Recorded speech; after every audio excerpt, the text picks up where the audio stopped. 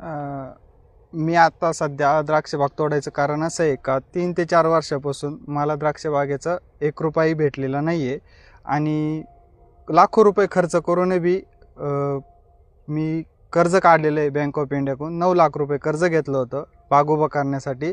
ते फेडणं तर नाही झालं, पण त्याचा अजून डोंगर झालेला आहे. आणि कसं तलाठी, कृषी अधिकारी आम्ही यांची संपर्क केला होता का पंचनाम्यासाठी या बा आमच्या भागात, पण अजून तर कोणी आलेलं नाही आहे.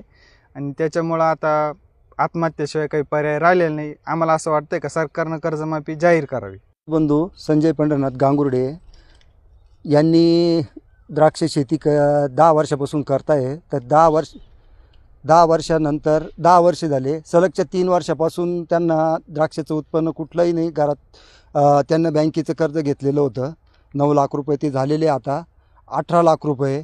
तर या वर्षी मिळेल त्या वर्षी मिळेल या अपेक्षा पायी 3 वर्षे खूप अजूनच कर्जाचा डोंगर वाढत गेला. आणि शेवटी ह्या वर्षी त्यांनी असा निर्णय घेतला का ही द्राक्ष बागच नको आहे, मला छोटं मोठं पीक उभं करून आम्ही आमचा उदरनिर्वाह करू बा. आम्हाला तुम्ही एवढी मदत करा का कमीत कमी द्राक्ष बाग तोडण्यासाठी थोडीफार आम्हाला मदत करा, अशी त्यांनी विनंती केली. मग मी आलेलो आहे त्यांना मदत करण्यासाठी.